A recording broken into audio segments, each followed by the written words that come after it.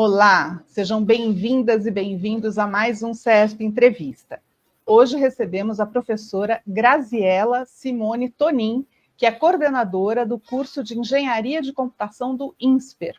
Atualmente, ela lidera uma iniciativa de grande importância da instituição, que é o projeto Empoderando o Futuro, construindo uma rede nacional para meninas e mulheres na área de STEM, ou seja, ciência, tecnologia, engenharia e matemática, que foi contemplado com o financiamento do CNPq, Conselho Nacional de Desenvolvimento Científico e Tecnológico.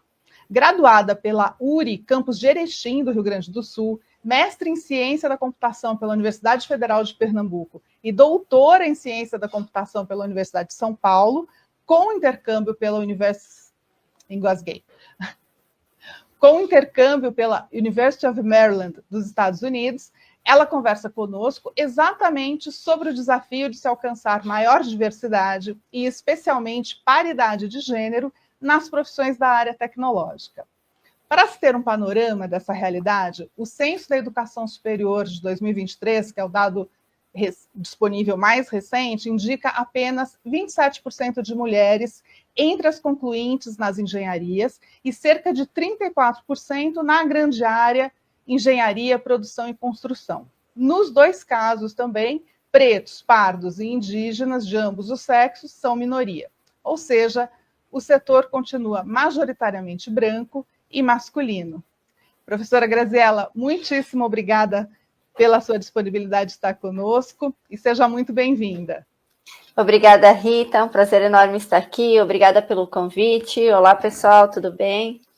E nossa entrevista vai ao ar no mês de março, que é o mês que marca a luta pela igualdade de gênero, pelo fim da violência e discriminação contra as mulheres, embora essa seja uma batalha a ser travada todos os dias, o ano inteiro, né? Mas é uma oportunidade para uma reflexão sobre o tema.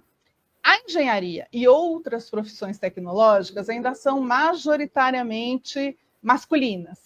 Por que a gente ainda vive essa realidade? Qual que é a sua opinião sobre isso? São muitos fatores, né? Então, quando a gente pensa que a gente tem ainda uma estrutura, né, cultural que promulga essa desigualdade, né?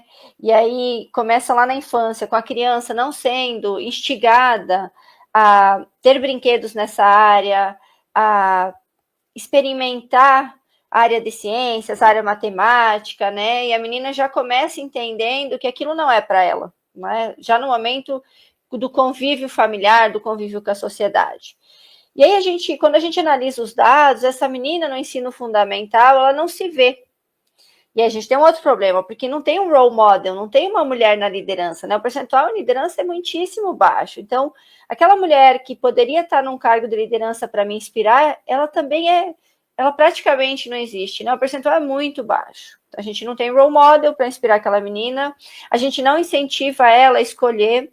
Hoje a gente até tem no ensino médio algumas opções de disciplinas na área de tecnologia, de engenharia, mas as meninas não procuram muito, porque elas também ainda não conseguem entender ou estão interessadas, né? O interesse ele é bem pequeno pelas meninas, pelo gênero feminino para essas disciplinas, e consequentemente elas não escolhem essas graduações. Para além disso, a gente tem outros fatores, que as que já estão no mercado estão saindo da profissão, né? Tem um relatório da McKinsey recente que ela fala que mostra as razões pelas quais as mulheres, quando chegam em uma idade de ascensão, que seria 35 anos, né, a gente está começando a ter uma certa experiência e começa a ter ascensão na carreira, a gente está escolhendo deixar a carreira.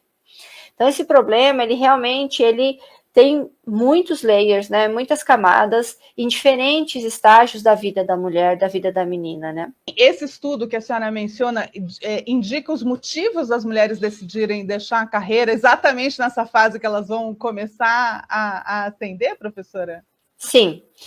Também são vários. Claro que, por exemplo, considerando a nossa idade reprodutiva, começa a pesar e também tem um certo peso cultural aí da sociedade, a decisão de ter filho ou não é uma A decisão de ser mãe impacta também, mas não é o fator determinante, né? Porque o pessoal fala, mas é porque a mulher quer ser mãe, não quer, não.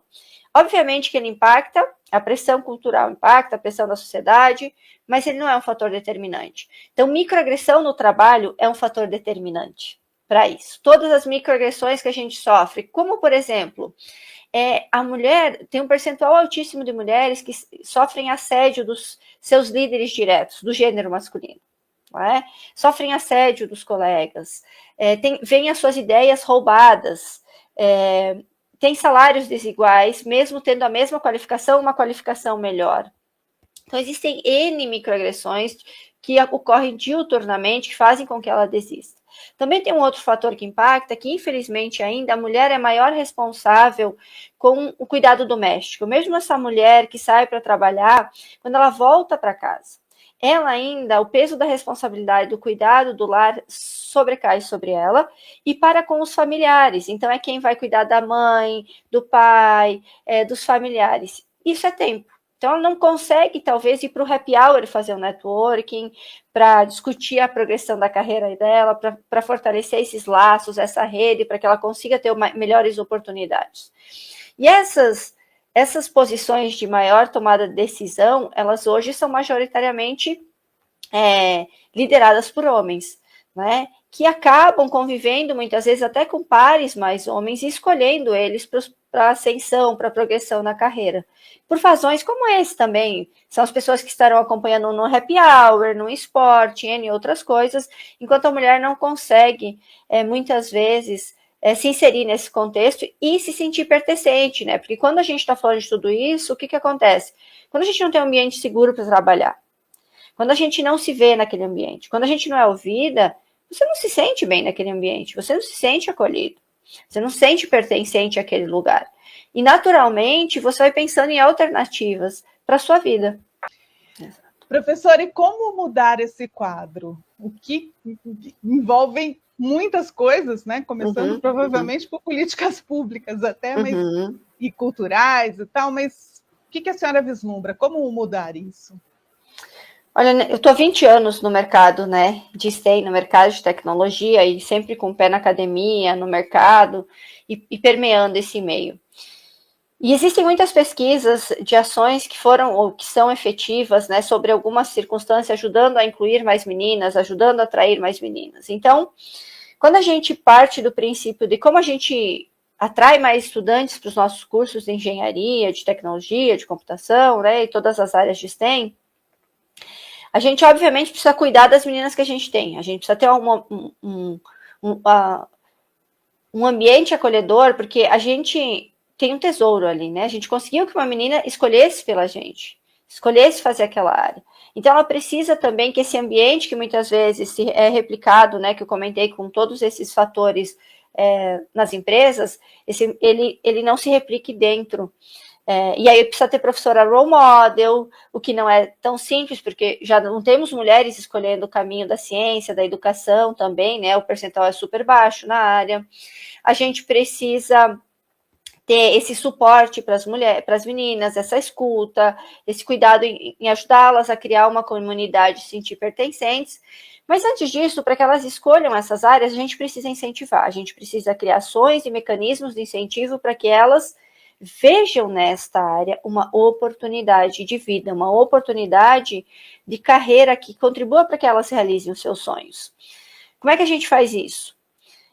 Tendo mais opções, obviamente, nas escolas, dessas áreas, discutir mais essas áreas, mulheres irem nessas escolas ou criarem essa conexão com as universidades para fazer oficinas, workshops, discutindo por que elas devem migrar para essas áreas.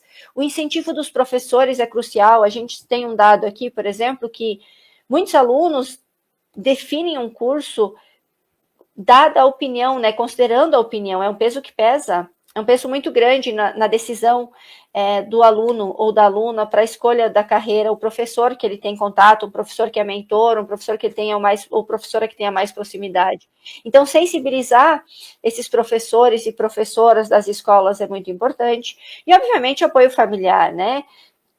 Os pais têm uma influência enorme na criação, no desenvolvimento, o meio que eles inserem os seus filhos. Então, se eles contribuírem para exporem os seus filhos a essas experiências, mostrarem que elas também são para suas meninas, com certeza terá um impacto gigantesco. Então, no geral, a gente precisa unir forças, e você falou, políticas públicas fazem parte disso, porque quando a gente está falando de saúde pública, a gente tem um percentual altíssimo de meninas que engravidam e não vão para a escola. Então, essa menina nem tem chance. Né? Então, existem outras variáveis em situações de vulnerabilidade que a gente precisa considerar para que essas meninas tenham a chance de sonhar em um dia ir para uma graduação ou, quiçá, entrar e terminar no ensino médio. Né? Então, são fatores que importam.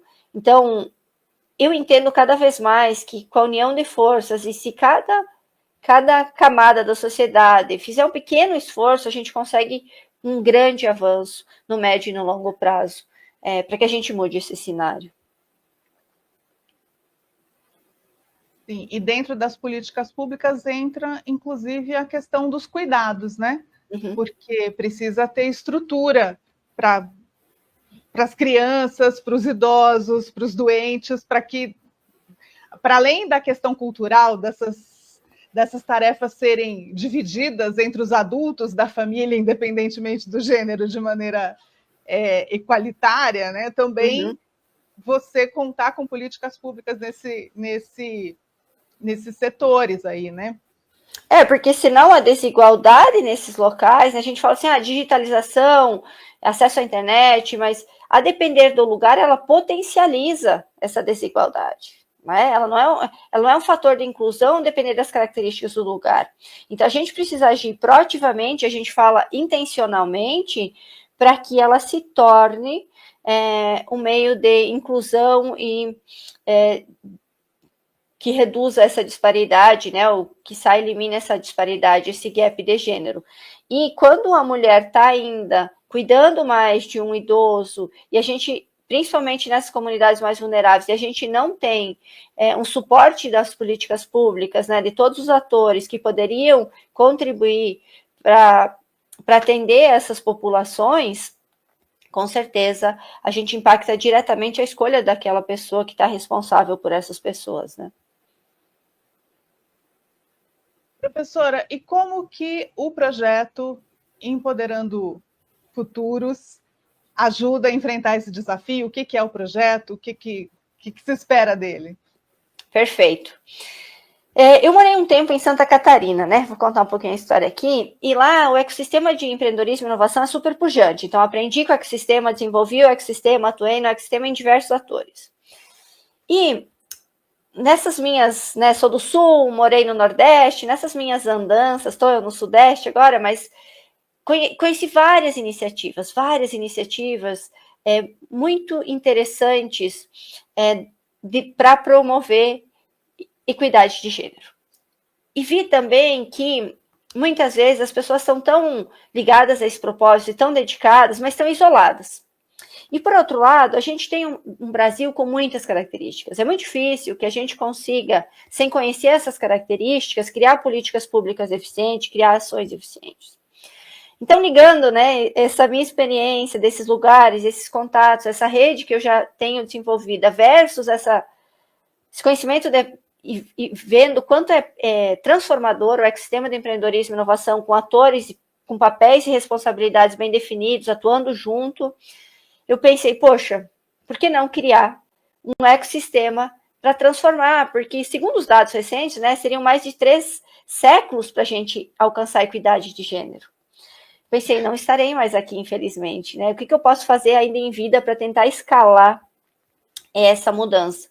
Então, a ideia foi conversar com todas essas pessoas que estão no Brasil. Então, a gente tem 26 pesquisadores, mais de 19 instituições, e aí ao longo do tempo mais instituições já estão querendo fazer parte, e a gente lembra que tem outro contato que também está fazendo, ou outras colegas que foram contempladas pelo mesmo edital, e a gente fala assim, não, vamos unir forças.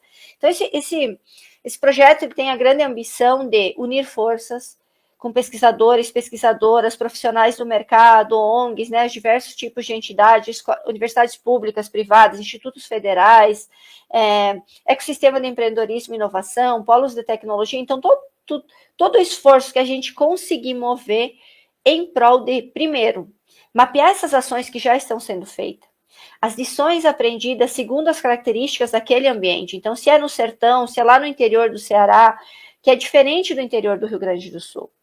Então, as pessoas que estão envolvidas, esses 26 pesquisadoras, e temos 2 pesquisadores no projeto, eles já conhecem o contexto e estão há anos desenvolvendo ações. Então, eles têm ali um conhecimento único. E depois de mapear essas ações, essas peculiaridades, entender o que a gente pode replicar. Como a gente cria modelos que podem ser replicados ao longo do Brasil.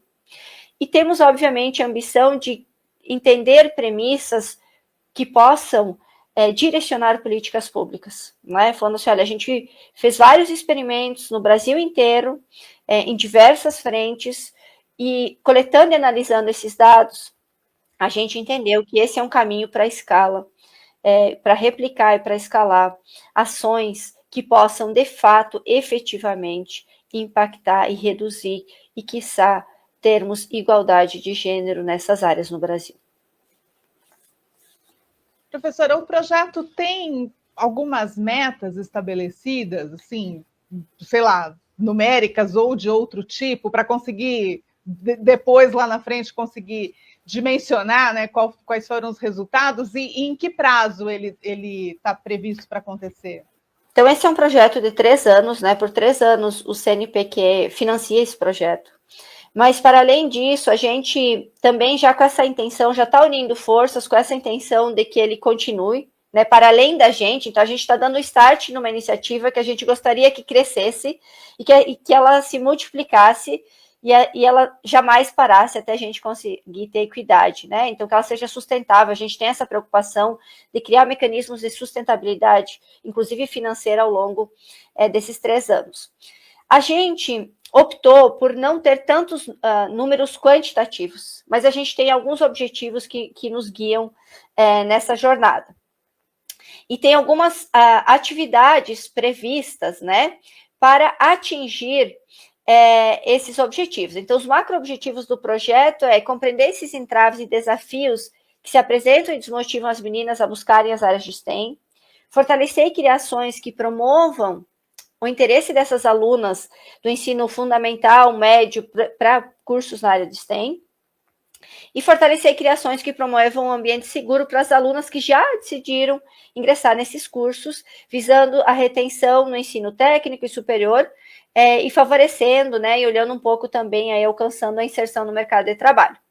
Então, a gente visa reduzir a evasão das meninas nos cursos de graduação, mitigar as desigualdades de gênero, incluindo étnico-raciais nas carreiras, com ações afirmativas e intencionais, estimular a pesquisa colaborativa e a cooperação por meio da formação de redes entre todos esses atores que eu comentei, promover ações de educação e popularização do que a gente chama de ciência cidadã em diferentes públicos e instituições, e, obviamente, coletar e gerar dados padronizados de uma amostra representativa da diversidade do nosso país para subsidiar a elaboração de políticas públicas efetivas na área. E, é claro, né, sempre visando motivar, incentivar e engajar para que a gente tenha mais ascensão, que a gente consiga incluir, reter e gerar mais ascensão dessas meninas na área e na carreira. Professora, a senhora disse que está há 20 anos no mercado já, né? Com um pé na academia, um pé no mercado mesmo, mercado de trabalho. Como que é a sua experiência? Sofreu discriminação de gênero ao longo desse tempo? Que experiências foram essas? Que será? Ótimo. Eu acho que é inevitável, infelizmente, você está na área de computação, na área de tecnologia, na área de engenharia, e você não sofrer. Né? Cheguei a essa conclusão porque é difícil você encontrar uma par que diga, eu não sofri, eu não vivi. E aí, eu acho que quando a gente olha as pesquisas, elas fazem muito sentido. Então, microagressão é muito comum, né? Quantas vezes eu vi um colega roubar a minha ideia, ou quantas vezes você está numa reunião e você dá a ideia e ninguém ouve, né? Não, ou rapidamente vetada. E aí um colega repete a mesma frase, às vezes com as mesmas palavras, fala, nossa, que ideia genial. Né? Muitas vezes a gente não tem nem voz, é interrompida, né? Então tem outras pesquisas que mostram que as mulheres são muito mais interrompidas numa reunião que os homens. E eu acho que tem um ponto, assim, que hoje pesa mais, talvez até pela experiência, é que parece que a gente sempre tem que provar que a gente é melhor. Durante minha carreira inteira, eu vi homens tendo inúmeras oportunidades, inúmeras, e eram baseadas na crença de que eles poderiam entregar. E a gente, em geral, tem que entregar um pouco a mais, e ainda assim a nossa capacidade muitas vezes é questionada. E questionada por questões, não, mas será que ela... Eu sempre fui, eu tenho 38 anos, então eu era gestora de projetos muito jovem. Eu sempre fui uma líder, né, assim, primeiro uma jovem, depois quando comecei a liderar, ser analista, fui desenvolvedora, fui analista, fui gestora, fui coordenadora, então era sempre muito mais jovem que meus pares e, às vezes, que o meu próprio time. Então, sempre era questionada, sempre fui questionada, assim, mas ela vai dar conta, ela tem condições, não, mas ela é muito para ela é legal, mas não sei se ela consegue dar conta. Então, esse item específico e as microagressões, elas sempre existiram, nos mais variados níveis. É muito difícil você encontrar um lugar onde não exista, sobre nenhum nível, esse tipo de situação, né? E isso é muito triste. É muito triste porque você vê que, até assim, ser questionado, às vezes um colega que tem a mesma qualificação científica que você, ele não é questionado, ou o projeto dele não é questionado, e muitas vezes o seu é. E você fica assim, por que o meu é? Porque assim, todos os meus pares homens não foram questionados, mas eu fui. Sabe? E isso, infelizmente, ao longo dos anos, claro que depende muito quem são os nossos líderes, o time que a gente trabalha, eu acho que isso faz diferença.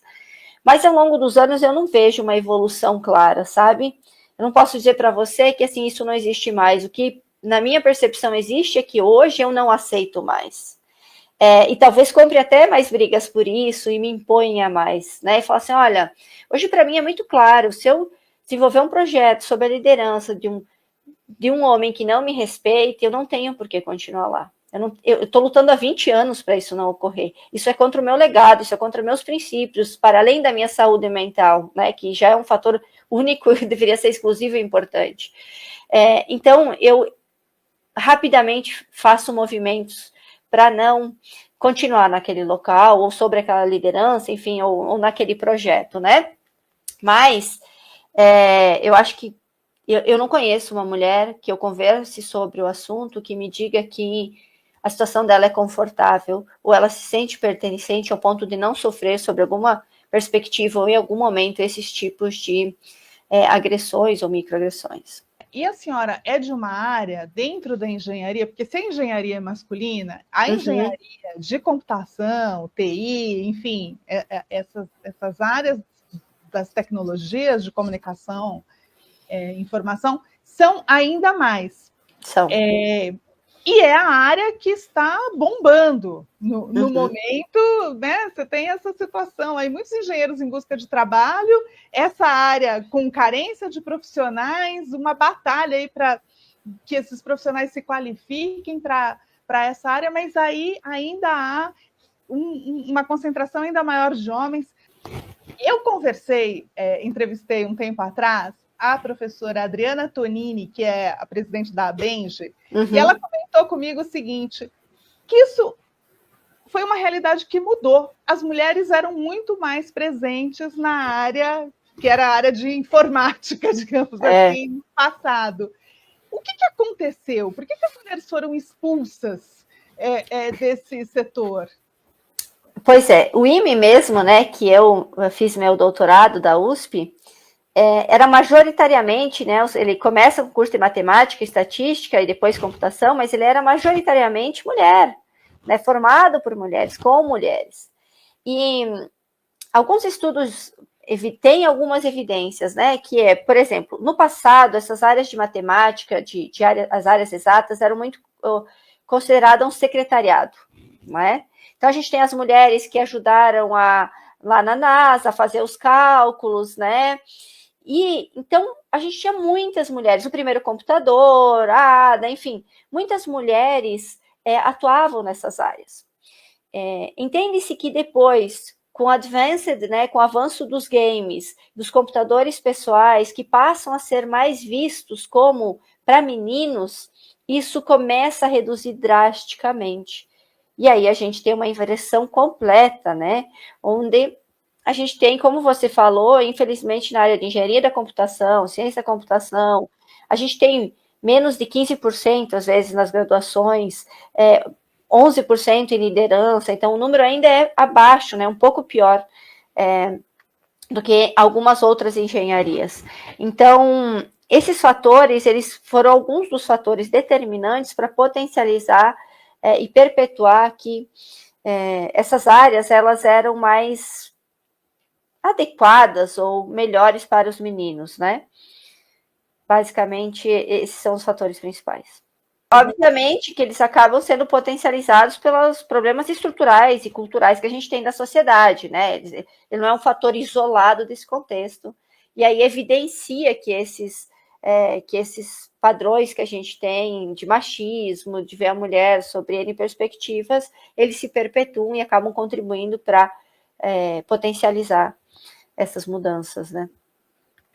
A senhora disse que não viu tantas mudanças acontecerem nesse período aí, não houve uma evolução, e os números nos mostram, né, de certa forma, que é isso mesmo. Claro que desde lá de pensar décadas e décadas atrás, quando tinha uma engenheira que se formava e etc., óbvio que nesse sentido cresceu. Mas agora, e como, até porque a senhora segue aí nessa batalha pela inclusão das mulheres nas áreas tecnológicas, a senhora vislumbra possibilidades de avanços significativos aí num futuro não tão distante? Como que é a sua perspectiva? Eu realmente acredito que no poder da rede, né? E hoje eu entendo que nós, mulheres, estamos cada vez mais, e até pelas jovens alunas que a gente vê, né, super ativas, super conscientes, e dos jovens também. Eu vejo uma geração um pouco mais consciente, eu acho, desses problemas estruturais.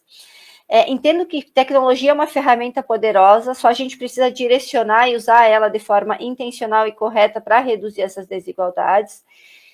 E a gente, unido, né, numa rede, com todas as mulheres incríveis que a gente tem. Nós somos poucas, mas são muitas mulheres inteligentes, com uma capacidade incrível, e cada vez mais também tendo homens sensibilizados pelas questões, até por serem pais de meninas, muitas vezes, né, começam a se deparar com esses dilemas e entender as dificuldades, pensar, poxa, que futuro eu quero para minha filha? Eu quero esse futuro para minha filha porque a minha filha vai sentir isso, né? Não é mais só sobre mim, mas sobre alguém que é muito importante para mim.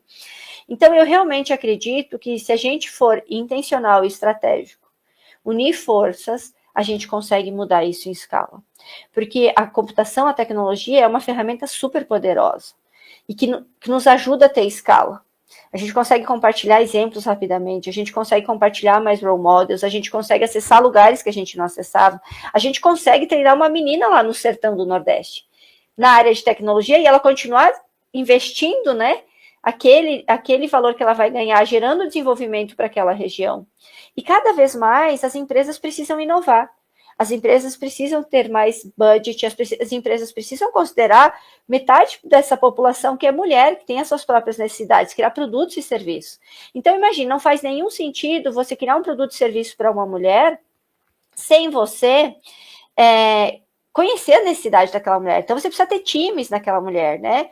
Tem um amigo meu, que é o Fernando Seabra, que ele fala assim, uma vez vieram algumas startups fazer um pitch para mim, e eles tinham um produto para mãe e ninguém era mãe, né? Então, ele falou assim, como assim vocês têm um produto para um nicho da população que ninguém tem a menor ideia do que significa aquele nicho da população? Então, eu entendo que tudo isso, né, esse meio que a gente tem várias pesquisas que a gente conseguiria colocar milhões de reais no PIB, adicionar, se as mulheres tivessem um salário mais igual, né, tivessem a remuneração adequada, se as mulheres fossem mais inseridas no mercado de trabalho. A gente, para concorrer com o mundo, precisa ter mais inovação. Empresas que têm mais diversidade, em geral, incluindo gênero, registram muito mais patentes. Então, a gente já tem várias evidências de dados que essas empresas elas geram mais dinheiro, elas geram mais lucro, elas geram mais inovação. Então, acho que cada vez mais, com essa conscientização, não só das mulheres, mas com esse apoio dos homens, que entendem que nós temos valores incríveis, né? A força do feminino, a força do masculino, nós temos muito a ganhar nessa união em gerar essa igualdade. Então, eu realmente acredito que...